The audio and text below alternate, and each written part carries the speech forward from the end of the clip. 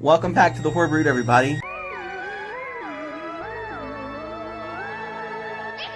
We are here tonight to discuss The Conjuring, Part 2.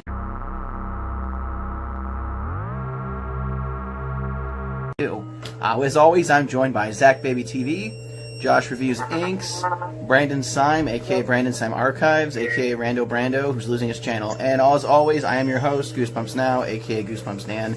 But not for long. That name is changing soon. Alright, Zach, you are the biggest fan of The Conjuring. You want to break down The Conjuring 2 a bit for us here? Well, it's kind of the same people, at least Ed and Lorraine Warren from the first movie. And the church contacted them and played them a recording of this old man, supposedly. And then they were like, well, maybe he's just like weird or he's got dementia or something. And they're like, no, that came from an 11-year-old girl. And they're like, you know, the church wants to help and be involved, but like that place is like a media frenzy, so they wanted them to go out there for 3 days to England, check out the family, and basically see if it can be debunked, if it's fake, and if it is something real, then the church could come and help. Yeah, it's just a fantastic movie. It introduces the nun. Ooh. It's just it's one of my favorite. It's one of my favorite. Honestly, I love it. I think it had such a great start in the Amityville Horror. Like, that was amazing. How it picked up with that. Yeah. I didn't know that Ed and Lorraine Warren were part of that. They were. Neither did It's I. all based off a true story. Yeah, it was crazy. And then, I mean, the freaking nun, dude, like... Who's that?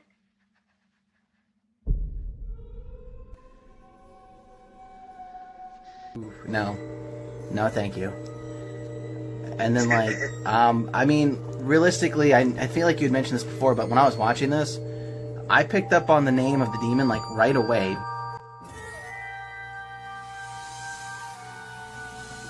As it was, like, spelled out at the window when they were talking after Ed had painted the nun.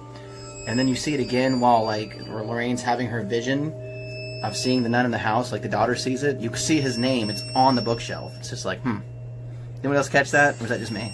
I didn't catch that. I just remember her writing it down. That was actually the scene I got. They're doing the friendship bracelets. You can see Valak is spaced out on the bookshelf. Oh. Take a peek next time you watch it, because I'm sure you'll watch it again before the year's up. Stop it, kitty. Oh, yeah. Sorry, my cat's being a dick. Brandon, why don't you tell us what you thought of The Conjuring while I let my cat out of the room? I really liked it. I'm gonna be honest, so thanks, Zach, for that. This was my pick. I liked it. I definitely liked how they kind of talked about the nun, getting you hyped up for the movie The Nun. Yeah, I wasn't expecting that. Let's just say I almost peed my pants once. Fair enough. Not lying. Josh, what did you think of The Conjuring? Part 2. Conjuring 2 happens to be, like Zach, one of my favorite movies is for supernatural horror films. I really do love the Valak as the main protagonist / the main villain for the Edward Ray Warren. My favorite scene in the film is the scene where the mom finally comes back in to the room and the older sister is being updated by her hair. Like, is that like one of your sick little kinks? Because in the first one, your favorite scene's when the girl got her hair pulled, bro. What's with you and hair pulling horror? I don't know why. I just love those scenes because it shows like the full like the control of the emotion, like the controls like in Steven's game. Valak's eyes is like priceless. Like, Yeah. Did you guys catch the true figure at the end scene? When she finally says His its name? and says, "We'll banish you back to hell." I didn't, but I know it's a snake thing. Yeah. It happened so quick in theaters. I caught it, but everybody I was with was like, I didn't catch that. And I'm like, when you watch the movie, you kind of have to play pause, like really quickly. Can you explain this to me? And you'll see the horror show up, and you'll see the behind, like coming out of the shadows. Like you'll actually see the form of Valak for like a split second. In the movie, the closer is that fourth room, and you'll see everything. I found it on YouTube. I'm gonna be honest. Okay, so you didn't see a good quality of it. Can you explain this? Like, obviously, I know it's in the same universe, but what exactly makes it The Conjuring 2? So is it because Valak was conjured? Because I don't understand how that came on to play. The second movie in the Conjuring series. No shit, Josh, but okay. The first one was about a witch. Witches conjure things. They were dealing with the witch spirit. I'm curious as the nun, Valak, came into play. Like, obviously, she was overshadowing the old man's spirit. They had the same eyes. Yeah, I hate to say what since we're coming on next, but like... Don't. If it talks about it in the nun, don't tell me. It's fine. But I just was curious. Don't say anything. Was it the spirit board she made? Is that what made You dared say the it. old man show up? Remember the first one when they were reviewing, they were showing The guy Frenchie, yeah. Yeah. Yeah. He was possessed by the nun. Okay. Well, makes sense because she said I had the same... We're a part of that. Yeah, remember she said I had the same vision 7 years ago, and she had the same reaction. So...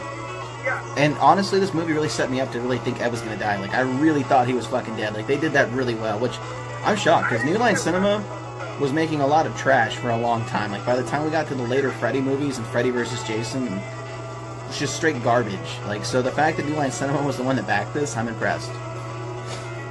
But there was a lot of detail put into this, and I'm actually really excited to see the rest of it. Like, the whole universe is amazing. Man.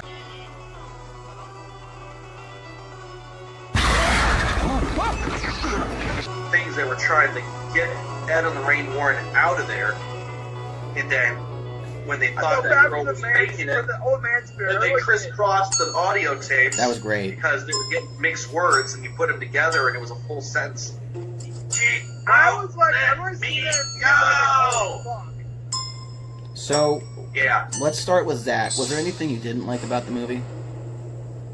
I think it was a little slow for a while. It took a while for it to really kick in spooky for me. Yeah. So it kind of dragged in the beginning. I hate my cat. But then it started to pick up, and it was like all hands on deck, crazy ass paranormal. But it took a while for that to kind of kick in. Other than that, I really loved It was a long movie. Like everything else about it. Like, it was a full hour before it got into, like, the actual action of the paranormal. A lot of setup. That's why it was a little slow to pick up. Yeah, it was kind of slow getting into it, but once it was in like flint. Josh, any dislikes? I'm gonna be completely honest. I did. Like Zach, I said, I would say it was I'm actually expecting for a 2-hour fucking film. Okay. But other than that, nothing really. I would say that I'm very catching with Phil. Skip the Stutter. I think he was the greatest character of all. Besides Ed Lang and the Lord of the Guys, look, Matt. He has appeared from the shadows. Holy shit, Matt just came out of his ass. Wow, let's go. Brandon, what did you not like about The Conjuring? Pretty much what everyone else said, just the pacing. I'm gonna be actually kind of honest. The first, 20 minutes, I was kind of bored. I'm gonna be honest. I was kind of bored. You weren't, hyped up? Dude, I mean, it started out, you got a first glimpse of the nun in the first 5 minutes. How could you be bored with that? No, afterwards, I mean, after that, Ed can't all be Planet Terror, boil popping, barbecue sauce slopping, and, missing cutscene fucking. And I love the whole Amityville. That was a nice tie-in, yes. I really did like that. Josh got to get his rush going here. Is your fro coming in yet, dog? A little late, we're already recording. Yeah, right? I was brushing my hair real quick, sorry. Ask your friend if you look good now. Stop shaking my fucking table. I didn't do I'll put it out with the room you. because you don't want to bother us. Josh, you're going to be bald in 5 years. You actually give him that long? It is on its way out, my friend. It's there, yeah. Okay, Yeah, so... yeah, I know. I personally, I really didn't have a lot of dislikes with the film. I mean, I guess maybe I'll be honest with you, so I'm not a huge fan of, British acting, and it's nothing against, England. It's the annoying. voice. It's annoying.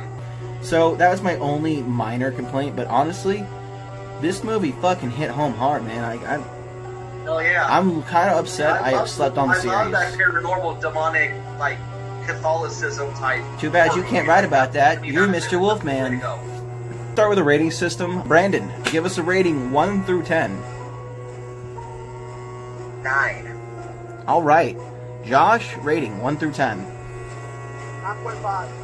Okay, Zach, I'm going to go with the 9.52. I'm gonna go with an 8. So I can already tell you, average-wise, that's just a 9 across the board. So that's our highest scoring film as to date. A new record. So I'm pretty happy with that. Following the trend, Brandon is our next film choice, since Matt he may have just recently shown on camera he has dropped out of the running for a while because he's been busy. He actually started his own business. He sells organic. Oh, he's making butt beats again? No, he's making organic jerky. Let's get to it.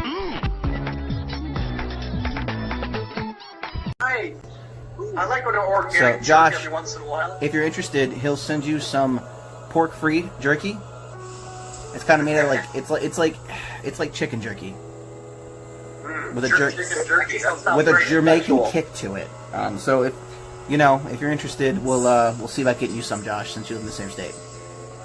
I'll be good. Yeah, cool. Okay, so Brandon, what is the movie we're watching next? House of 1,000 Corpses. Okay. That's a good pick. That's okay. what I can do. I've Okay. seen that one. All right, so Matt will be in the I have next not seen it, podcast. so, yeah. All right, so Zach, I'm just gonna warn you. It's different. It's different. Just It's a Rob Zombie go movie. into it with an It's open a Rob mind. Zombie movie, though. It's hard to understand. Is it like a Rocky Horror Picture Show type of weird? I've never seen it. I don't know. House of 1,000 Corpses is not like Rocky Horror Picture Show. It's weird in its own weird way. It's the best way to explain it. Okay. I'll find it and I'll stream It's it. a bit hard to understand, so just go into it with an open mind and pay close attention. Best part is Captain Spaulding. Changed my fucking mind. But all right, let's not get into it. Weird, but like I've seen the Human Centipede and that turned me on, so it's Okay. good. I can deal with it. Did you know actually Josh went out for a casting role in that as the last part of the Centipede, and they turned him down? Nice. The last one is the best one. Yeah. No. They said he had a face that couldn't eat ass. It's true, I literally casting him the first time that the head of the centipede, but they said they didn't want me, so they asked me to be the scientist. I said no go. Okay. Anyway, Brandon, do you have any channel announcements? Sad boy hours. I might be losing my channel, but my last video, shameless plug real quick, BioShock, baby. You know, if I'm gonna end my channel, I'm ending it with a bang. Why don't we just... Okay, so here's what I'm going to do then. When I put this podcast up, I'll link your secondary channel under your main channel, just so when that one Go vanishes, subscribe to people it. can go to If you that. like my content, go subscribe to that. Yeah, shit posting. Josh, any announcements? Anime. Stay tuned to my channel. This Monday, I'm coming back with full force with 2 new anime reviews. My first time reviewing sci-fi anime. Zach, announcements? Just more spooky tales. Yeah, tell us about how going live went for you last night. You made the big smackaroonies. Yeah. There was some very generous fans donating to my live stream yesterday and today. So Nice. yeah, good times. All right. As always, I have stuff in the works. Look forward to my collaboration with Zach on the Skin Biter collab. My story's almost done. It's a spooky one. And keep your eyes peeled for the Goosebump Beyond. I'm almost done with that too. I'm just mixing the sound on it because some of the lines I didn't like the way they came out. Emulating your voices is not easy. So, in other news, I'm not a good voice actor. But with that being said, I want to say this is the Horror Burrito. Don't forget to go like our pages, follow our channels, catch our Instagrams, and buy our merch. This has been the Horror Burrito. Have a spooky night. As always, I invite you to like our Facebook page. We post spooky facts dailies, updates about the podcast, and every now and then ZakBabyTV tosses a video up on there. It's a good way to stay up to date if you haven't rang that bell. If you're a fan of the Horror Burrito and want to rock some merch, we have stuff in ZakBabyTV's Teespring. T-shirts, stickers, coffee mugs, you name it. Here's me rocking some now. Link in the description. And as always, we thank you for your viewership, and have a spooky night, burritos.